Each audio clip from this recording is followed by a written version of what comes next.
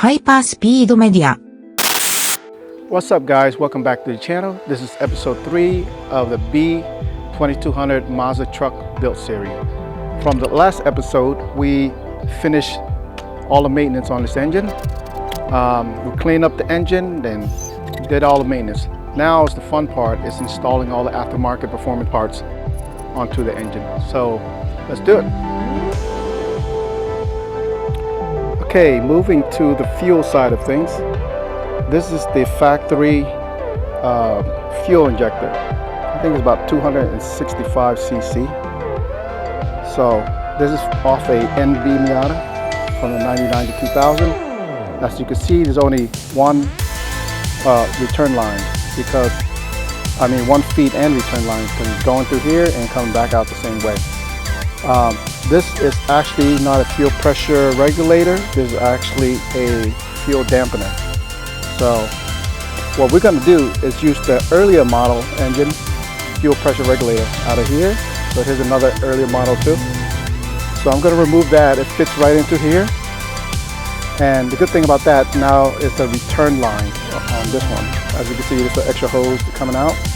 That's the return line, and this one doesn't have the extra hose. And that's how you can tell if it's a dampener or actually a fuel pressure regulator. And the factory OEM pressure is about 43 psi, so that's perfectly fine for what I'm doing. And also you can see there's a vacuum fitting right here. Moving along, we got bigger injector. So these are 740 cc injector. They're drop plug and play. All the harness don't need to be modified because it fits right in.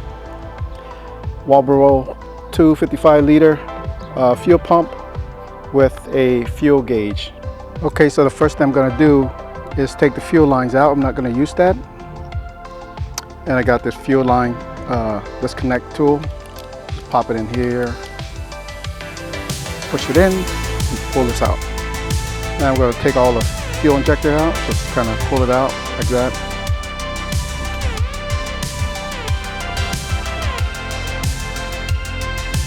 And there's two 10 millimeters bolt that is holding the damper in place. So I'm going to remove that. And that should just slide out.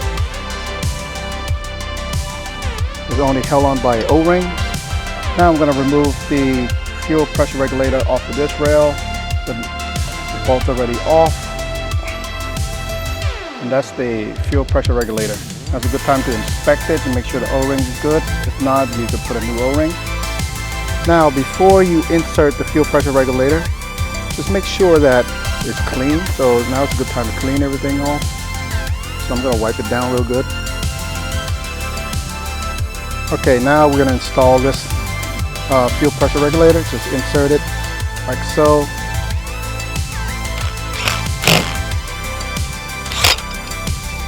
Feed line, return line. Okay, now we're going to install the injector. One thing you want to do is kind of lubricate the injector first. Put a dab of oil right there. Any kind of oil will do. Lubricate it a little bit and just slide it in like so. Do the same with the next one. A little bit of oil. Slide it in.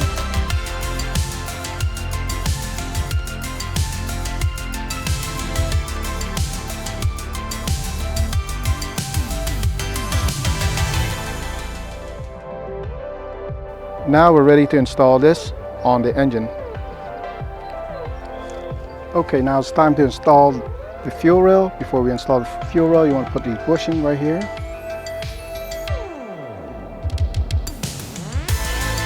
Now, before you install the fuel rail, go ahead and dab a little oil on the bushing. This will slide it in easier.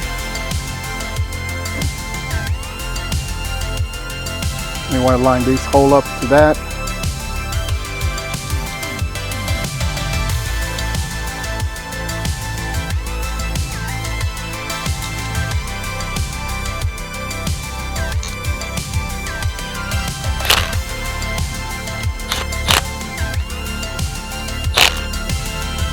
Okay, so the next thing we're going to look at is the oil feed line and all the T-fittings. So here I have the oil feed line. This is AN4 to AN4.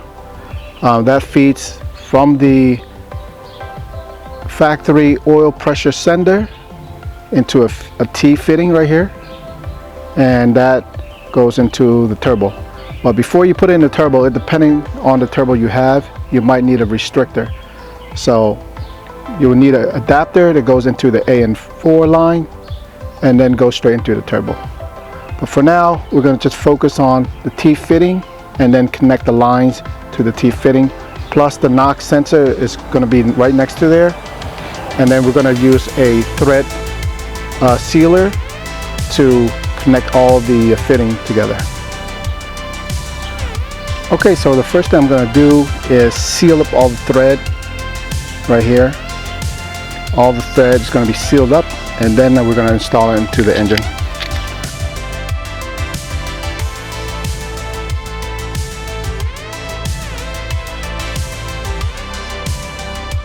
Okay, now for this AN line right here, you don't have to put any kind of sealant on it.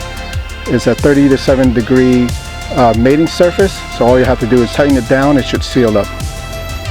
Okay, now I could tighten everything down.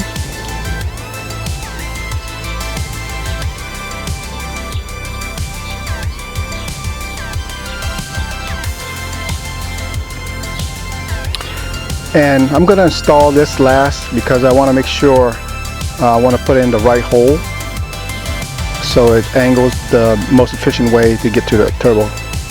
So I'm going to install this while it's on the engine. Okay, so right here is the oil feed line. So you want to insert the T fitting into that.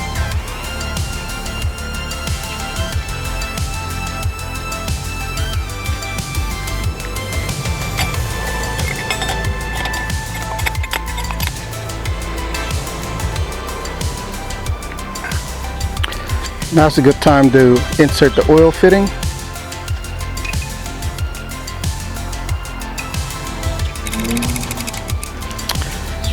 Keep in mind that there's a manifold is going to go in here, so that might be in the way, so you got to angle it where you think that should be best for the routing of the line. I think in my case it should be okay.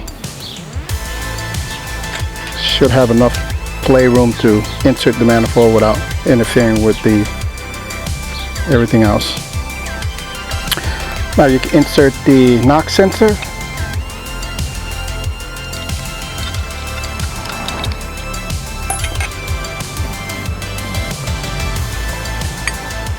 Okay, while we're here, before we insert the manifold, now is a good time to route the coolant line. So the coolant line goes from the back of the engine into the filter area, and from that into the throttle body.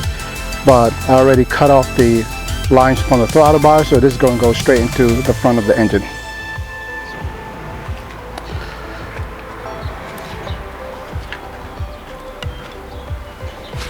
Alright, keep in mind that you want to install this correctly, because you don't want to do this again when the engine is on the car. It's going to be a really pain in the butt. So I'm going to insert my hose. Already cut it to size, like so. And I got this fuel clamp that are way better than those regular worm clamps.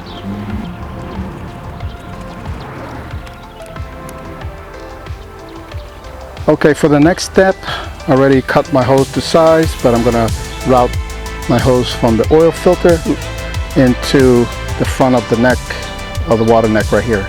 So I'm going to bypass the throttle body altogether and then just mount it like so. It's not really needed to go through the throttle body, but if you prefer to go through that, go ahead and do it. But I'm just going to mount it to the way I wanted to do it. And also keep note that if you're going to do it this way, you want to insert some kind of bracket to hold it in place, like so. If not, you're going to hit the alternator, which is right here, or potentially hit the belt and damage something. I'm going to remove this one bolt right here, and then insert this clamp that's going to hold it in place. Okay, now we're ready to install the intake manifold. Don't forget your gasket. Put your gasket in first.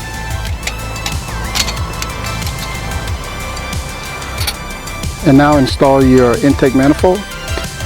If you have a skunk tool like me, keep note that there is 2 holes on top and the bottom. So if you install on an NB engine, you want to use the bottom holes. If not, on an NA engine, you want to use the top hole. If you install it incorrectly, there will be a big air gap on the top, and that will cause a lot of vacuum leaks. So make sure you install it correctly.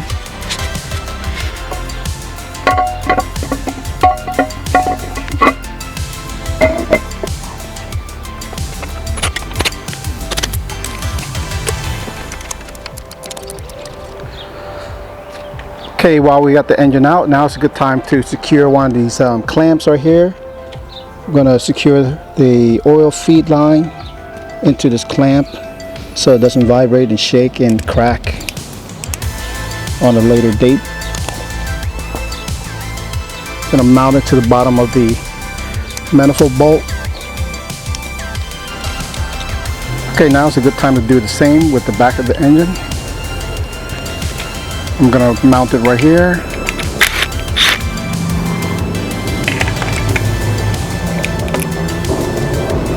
I'm going to insert my turbo feed line through the clamp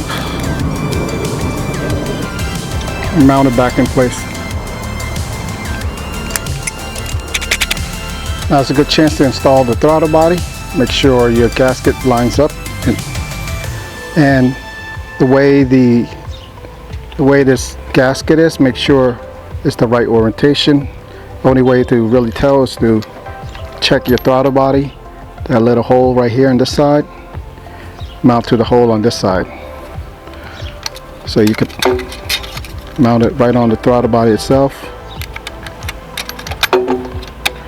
like so, and then insert the throttle body.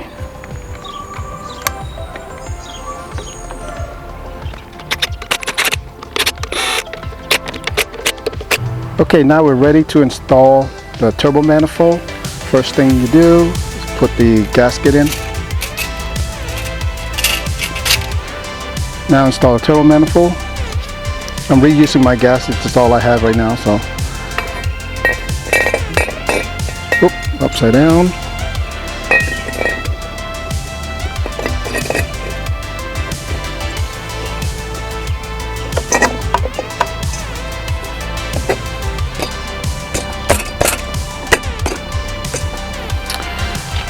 After you insert the gasket, you want to put your water line pipe right here. Insert that on top of the manifold. So I got some new hardware I'm going to use. If you're wondering what size thread pattern that is, it's an M10 1.25.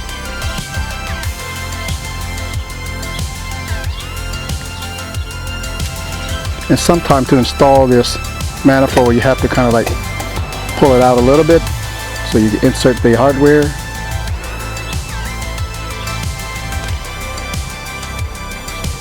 And then when you tighten it down, it goes in place. Probably be the same thing for the turbo manifold as well.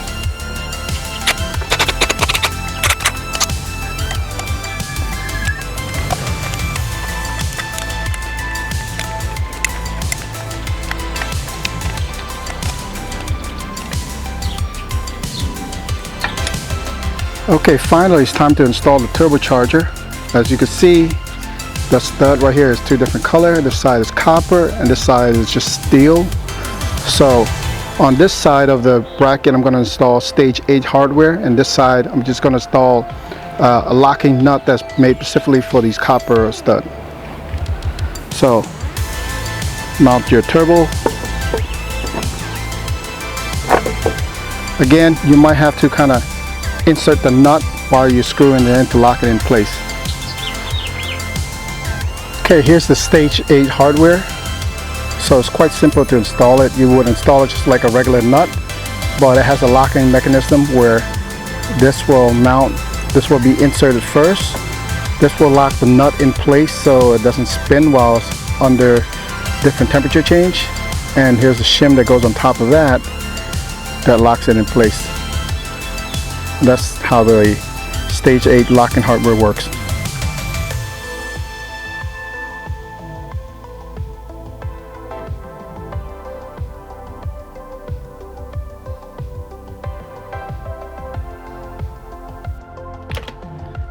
Now you want to insert this bracket that holds the nut in place, so make sure you rotate it to where it's closer to the left side, because if it's on the right side it's going to back out. So you don't want the nut to back out. Make it sure it's rotated closest to the left side. And now insert the shim that locks that in place. So you just want to insert the shim and kind of use something to tap it in. So right now I'm using a little wrench to tap it in and should secure it in place. Okay, now we're ready to install the drain hose. This is a 5/8 drain hose. I already cut it down to size. Just going to insert it to the oil pan and to the turbo. Now you're going to have to use a clamp, but I'm going to remove this and make an engine mount in that area anyway, so there's no point for me to clamp it down, but I'm just showing for demonstration purpose.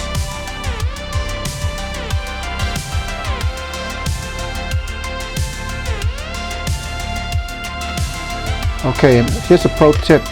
Get one of these fire sleeve and you want to insert it into the hose, over the hose, and that will protect the hose from cracking on a later date. So it gets really hot near the turbo area and you don't want your oil drain to crack or cause any kind of leak in the future. Okay, so the last thing we have to do is run the water line coming from the front thermostat area to the turbo and return from the turbo into the water mixer. And that's pretty much it, and I'll see you on the next episode.